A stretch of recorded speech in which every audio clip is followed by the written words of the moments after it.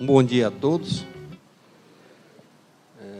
Inicialmente, eu quero dizer que, para nós que fazemos a Arpen Ceará, hoje é um motivo de grande satisfação, pois ele marca, oficialmente, o início das atividades do Centro de Estudos de Direito Notarial e de Registro. Esse Centro de Estudos foi concebido para promover justamente esses eventos, abertos a todos os notários e registradores do Ceará. Nós promoveremos seminários, cursos, palestras e, num segundo momento, treinamento à distância via internet. Então, é motivo de grande satisfação para os que fazem a Arpen Ceará essa primeira palestra que nós estamos dando. Nós hoje vamos ter uma palestra aqui de importância para todos, que é sobre o novo sistema SIS-Guia, que o Tribunal de Justiça vai implantar a partir de 1º de março. Nós convidamos, e desde já eu agradeço, as auditoras Márcia, Aurélia e Inês, da Corregedoria Geral da Justiça, de quem obtivemos, a Corregedoria, todo o apoio nesse empreendimento. Elas já estão presentes aqui.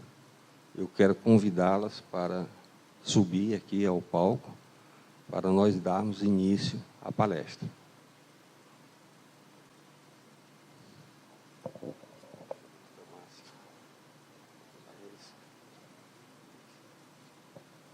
Bom, podem sentar aqui. Então, daremos início agora ao seminário sobre o novo sistema SIS-Guia. Eu passo a palavra à doutora Márcia, para que ela inicie os trabalhos. Agradecemos a oportunidade, da Corregedoria participar desse momento e poder compartilhar com vocês essas mudanças e tirar algumas dúvidas que ainda possam surgir.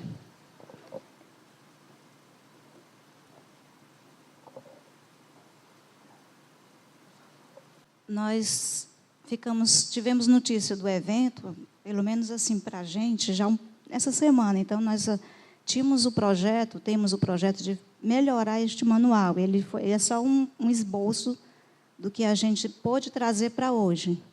Tá certo? E ele está em fase ainda, como a SASE, que é a versão do SIS-Guias, ela está em fase ainda de testes, esse mês de janeiro, ajustes, testes.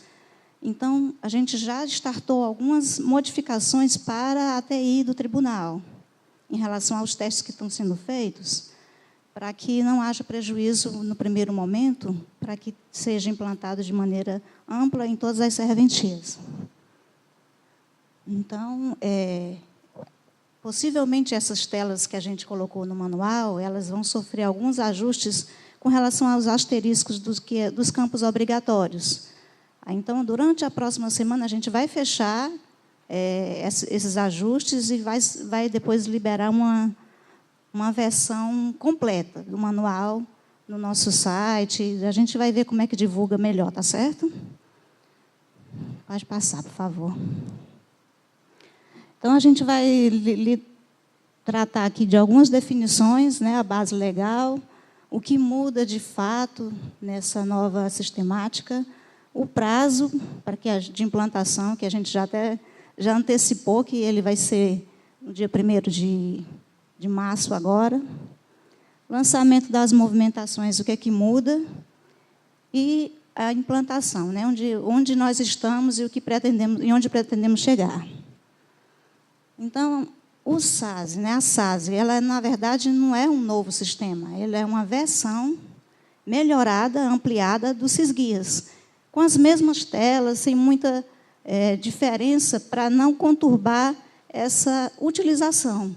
É apenas uma sistemática em que a gente incluiu novos campos e criou o atendimento ato a ato, o lançamento ato a ato, criou o conceito de serviço como atendimento e alguns campos com mais detalhamento para fazer os lançamentos lá na mesma tela que a gente hoje já faz. Tá certo? O que seria o lançamento ato a ato? Hoje, a tela do SysGuias, ela possibilita fazer o lançamento no final da semana, por exemplo, onde vocês acessam o sistema e colocam o início e o fim, né, da série do selo. Hoje, isso vai mudar. Seria selo a selo. Ou ato a ato, quando se trata de um ato sem selo. Tá certo? E o período, antes podia ser feito por período, hoje ele não vai poder ser feito pelo período, vai ser feito ato a ato mesmo, à medida que cada serviço for sendo solicitado. Né? Pode voltar um pouquinho?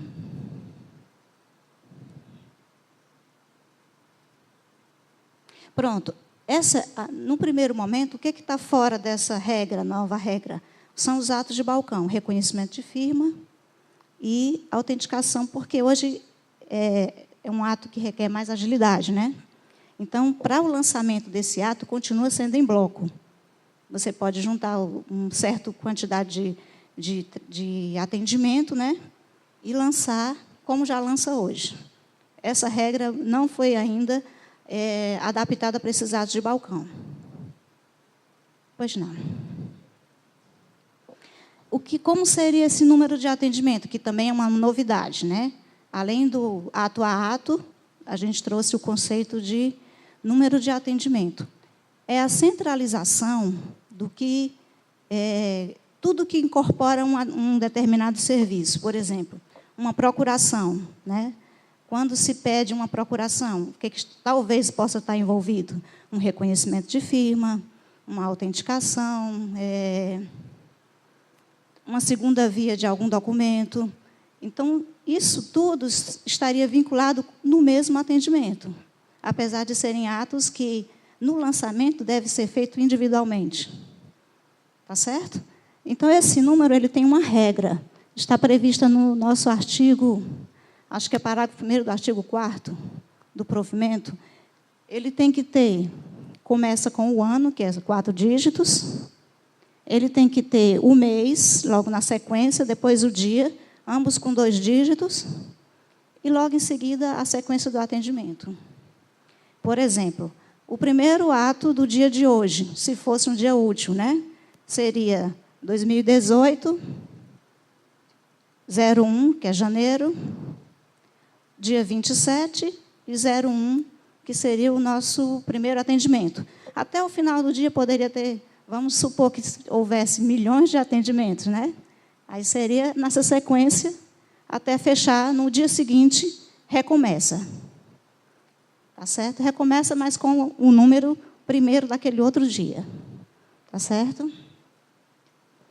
Então, vai consolidar nesse número de atendimento não só o ato principal, que seria, por exemplo, a procuração, ou a certidão de casamento, por exemplo, mas todos aqueles atos que fizeram parte daquele atendimento, ainda que acessórios.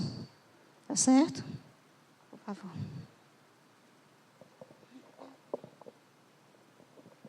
Então, a base legal, como a gente disse, né, agora, no finalzinho do ano de 2017, a Corregedoria, em conjunto com a presidência do tribunal, editou e publicou o provimento 19 de 2017, no dia 4 de dezembro. Então, esse provimento é que traz essas mudanças, prevê os prazos e, inclusive, traz lá as possíveis sanções, se a gente perceber que é necessário para que o projeto possa fluir, né? E o provimento 15 de 2018, que já era do próprio SysGuias, que vocês já conhecem, e a portaria de 2001, que foi a que começou o primeiro SysGuias, que tratou de distribuição de selos, tudo continua, tá certo? Somente vai mudar o que a gente vai discutir, o que a gente está discutindo aqui. Então, o que de fato muda? são os novos campos, né? Se vocês tiverem com o manual lá, vai ter um exemplo. Embaixo do que a gente hoje já conhece da tela, tem informações complementares. Ali a gente colocou e listou alguns campos como obrigatórios ou não, dependendo do serviço. E também a questão da informação ato a ato, né? Basicamente o que a gente considera como mudança essencial, porque a gente está acostumado a acessar e colocar e mandar toda a movimentação, às vezes, num único lançamento, né? E agora não, vai ter será um pouco mais trabalhoso. Né? E a questão do número do atendimento. Então, são as principais mudanças, né? Pode passar. Então, diariamente, como a gente conversou, diariamente esse número vai ser gerado, o número de atendimento.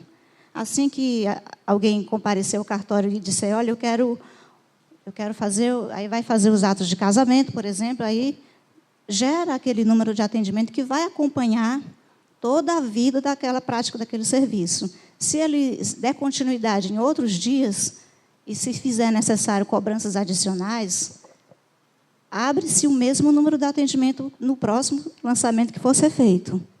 Tá certo? Então, esse número de atendimento, ainda que possa ser necessário fazer alguns ajustes em outros dias, será o mesmo número para os lançamentos.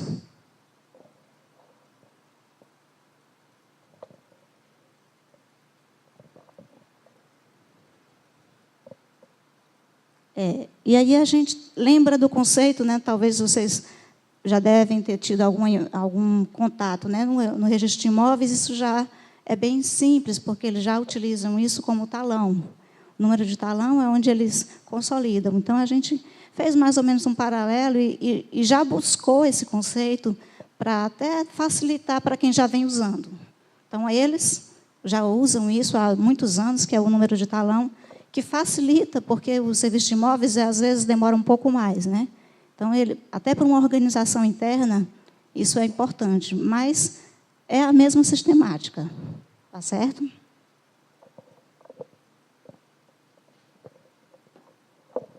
Então, esse campo, número de atendimento, é um dos campos como campos obrigatórios. Eles vão estar listados lá nas informações complementares como com um asterisco no final. Sempre que houver o asterisco, se identifica como campo de lançamento obrigatório.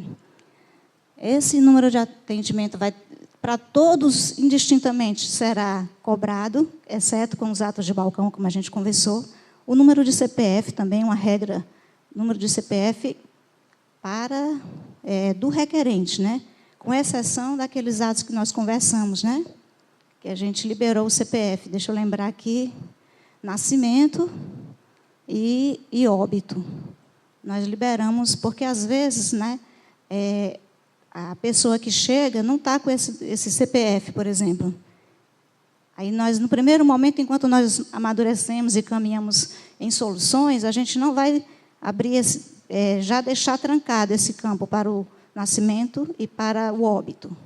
Porque, às vezes, as pessoas chegam, até a segunda via, né? Chegam numa situação que não está com os documentos, como o CPF, especialmente, né? Se pensou em usar um outro documento, mas aí a gente não teria parâmetros definidos de forma igual, né? Então, a gente preferiu abrir o campo.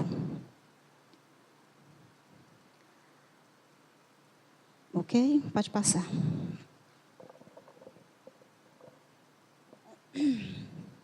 Então, serão sempre vinculados com o número do atendimento e o número do CPF, os lançamentos. Cada lançamento que serão, a partir de agora, serão feitos com esses dois vínculos, né, com exceção do que a gente já comentou. Então, na hipótese de retorno do mesmo cliente em dia diverso ou no mesmo dia, para a complementação do mesmo serviço e que seja necessária cobrança adicional ou complementar de qualquer ato, ou cobrança, ou até uma execução de algum serviço gratuito, deve-se utilizar o mesmo número de atendimento, né? que foi gerado no primeiro momento daquele mesmo atendimento, até a finalização do serviço completo e a entrega ao interessado do que ele solicitou.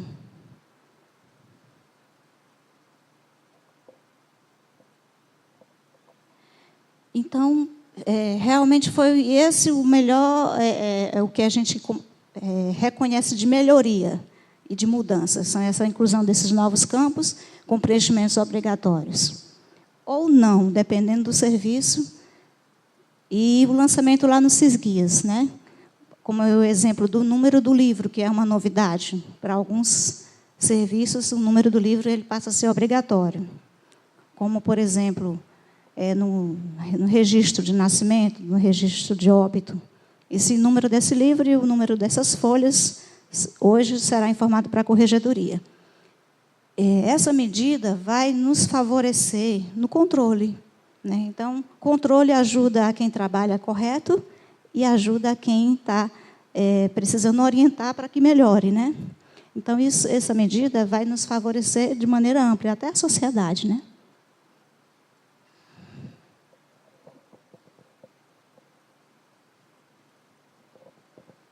Então, como o provimento já traz, até o dia 31 agora são os ajustes. Ajustes, né?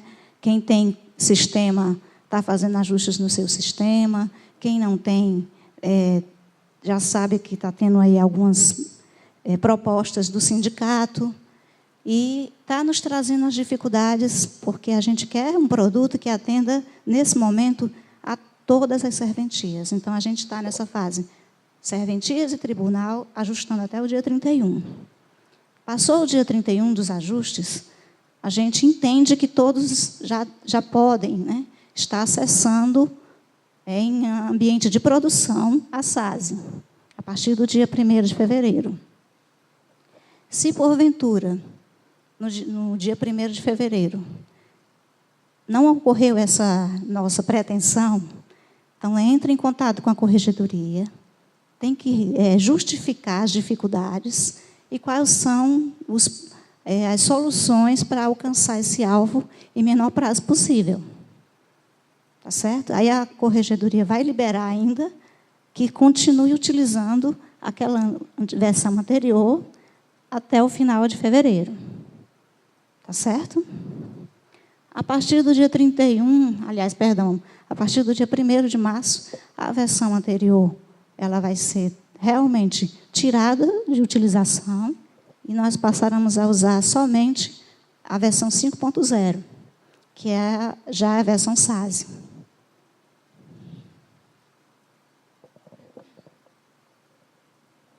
Então, esse é um exemplo. Pode passar, por favor, de novo. Esse é um exemplo do ato, por exemplo, de distribuição, né? O que mudou na tela? Eu sei que está um pouquinho apertado, né, mas vocês podem acompanhar no manual. Esse campo lá no final, informações complementares. Para esse ato, a primeira movimentação dos atos resumidos praticamente não mudou. O que mudou nessa primeira fase ali do lançamento que vocês já conheciam é que agora é 1 e 1. Não vai poder colocar, por exemplo, ali, quantidade de atos, certo? Antes era possível colocar o que houve naquela semana, por exemplo, 100 atos. Hoje, não, a partir do SASE, não. 1 a 1. Se é um ato com selo, ele já puxa, você indica o selo e ele já duplica, né? Automaticamente, no que seria selo final.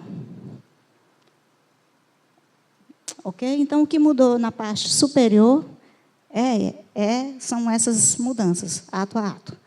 A parte informações complementares é a parte que a gente incluiu, é a novidade, são os campos adicionais, que é o número do CPF, número do talão do atendimento, ou número do talão ou número do atendimento, né? Vai depender do serviço.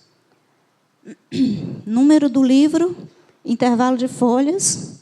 Esses aí estão obrigatórios hoje para o ato de distribuição. Vai estar passando ainda por uns processos em relação a esses parâmetros, Até a próxima semana a gente fecha se vai permanecer assim, ou se vai abrir, porque tem alguns cartórios que hoje trabalham com distribuição eletrônica e que entendia que, por isso, não precisava ter o livro. E aí eles perderam essas informações de número de livro e folhas. Então, a gente vai ajustar, orientar, tá certo? Então, possivelmente, para esse ato, o número de distribuição de títulos, esses campos vão se tornar hoje liberados. Número de livro, né, e valor do título, porque aqui é um título, distribuição de título, sempre que houver negócio envolvido, valores, aí esse campo ele passa a ser obrigatório. E o número de ordem da distribuição, que nada mais é o protocolo.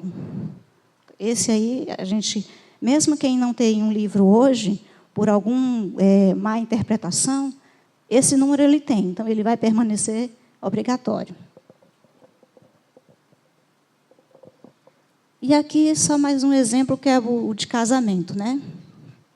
Por exemplo, esse atendimento aqui, esse número de atendimento do nosso exemplo, nós temos ali o número do CPF, temos o número do atendimento 2018, 01, como sendo o mês de janeiro, o dia 25, que foi a sexta-feira, não, a quarta-feira, e como se fosse o terceiro atendimento.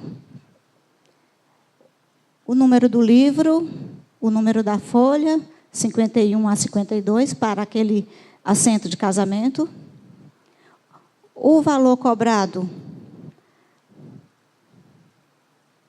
Perdão, isso aí foi uma falha. Esse valor cobrado no casamento ele não tem, né? Porque isso aí não é o valor cobrado. Quem preencheu não foi a corregedoria, foi a nossa equipe de TI, então se equivocaram. Esse campo aí para o casamento, ele não é obrigatório, que é o valor do negócio. Então, eles se enganaram e colocou como se fosse o valor dos emolumentos, mas não, tá certo? Isso aí é para um outro atendimento, como procuração, se for uma procuração para negociar compra e venda, por exemplo, né? E o número do registro. Aí, por exemplo, esse atendimento aqui, que ele teria esse número que a gente já identificou com o final 3, ele vai ser o mesmo número, e o CPF vai ser o mesmo número quando for fazer o lançamento do edital, por exemplo. Ok? Referente a esse atendimento. O edital de casamento, se houver um reconhecimento de firma, também para esse ato, para esse atendimento, ele vai seguir esses mesmos parâmetros, com o mesmo número de CPF e o mesmo número de atendimento. Se for também na hora de expedir a certidão, que é o 4016, me parece, né? Segue também na expedição do lançamento do ato de expedição de certidão, os mesmos CPF e número de atendimento. Fechou todo aquele conjunto de atos, principal ou acessório, com aquele número de atendimento e aquele número de CPF, eu terminei o meu lançamento referente a esse serviço. Tá certo? Pode passar. Então, como é que nós estamos hoje nessa fase de implantação? Hoje, o tribunal já disponibilizou, desde dezembro, e está em fase de adaptação, como nós falamos, né, a versão já em produção. Só que ela está em paralelo também com a versão antiga, porque nós estamos em fase de adaptação e teste, apesar de estar em produção. Então, até fevereiro, a gente pretende fazer, já estarmos todos utilizando, e sem mais problemas nem dúvidas, já ter superado essas fases, para até o dia 1º de março, trancar a versão anterior. Tá certo?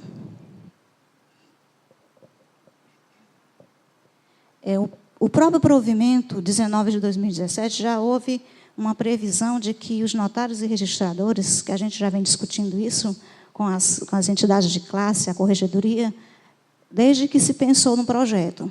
Então, a gente construiu junto. E houve uma previsão no provimento de que as entidades de classe, ou cada um, se entender que há interesse, desenvolveria ferramentas para favorecer esse preenchimento de dados, já que agora ele vai ser mais trabalhoso, né? E, nesse sentido,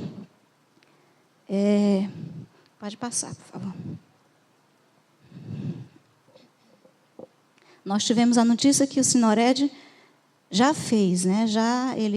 Essa semana nós tivemos uma reunião e eles nos deram a notícia de que já concluíram, já disponibilizaram um ambiente também para teste, né? Que é o cisca.sinored.org.br, que é um sistema assim, que, além do que vai fazer de favorecer esse preenchimento, parece que ele traz também novidade com relação ao livro diário. Eu não conheço ainda, ele me deu uma senha de acesso, mas ainda não tive tempo de analisar.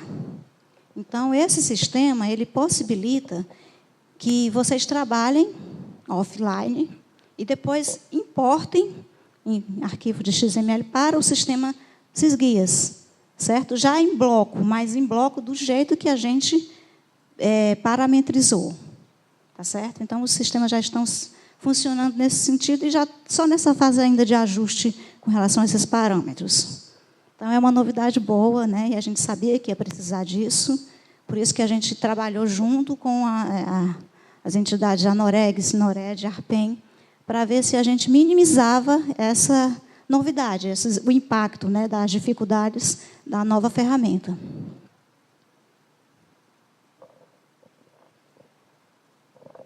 E o Tribunal de Justiça também, desde de dezembro, já liberou esse canal de contato, né? Nós temos técnicos que recebem os e-mails, tiram as dúvidas, e ele está funcionando e fluindo bem, né? Até para os que fazem os sistemas, desenvolvedores, né, dos sistemas, entrarem em contato diretamente com a nossa TI, ou então com o financeiro, ou com a corregedoria. Tá certo? Aspecto de dúvida formal, legal, de preenchimento, de arrecadação e de implantação também de tecnologia, é esse canal aqui. Tá certo? E já vem fluindo muito bem. Então, assim, esse é a essência, não é nada tão extraordinário, né? A gente sabe. A nossa intenção era fazer um sistema mais robusto, mas a gente precisou entender o que, no primeiro momento, a gente não tinha braços e pernas para isso, então a gente caminhou com a melhoria dos Sysguias para prepará-lo para a gente entrar já nesse ano de 2018 com o selo digital, porque essas informações elas são as informações que nós iríamos requerer no selo digital, só que de uma forma com mais impacto. Então, a gente está trabalhando por etapas. Então, tudo que a gente está fazendo agora, a gente vai caminhar nesse sentido para avançar com o selo digital e aproveitar todo esse trabalho. Tá certo? Então, é isso, né? Estamos à disposição de vocês. Temos certeza de que essa medida é uma medida que a gente trabalhou em conjunto, então vai ter um período de adaptação, claro, vai ter uma certa dificuldade, mas vai trazer controle, né? E vai trazer melhoria na qualidade. Tá certo? Então, agora, se vocês tiverem alguma dúvida...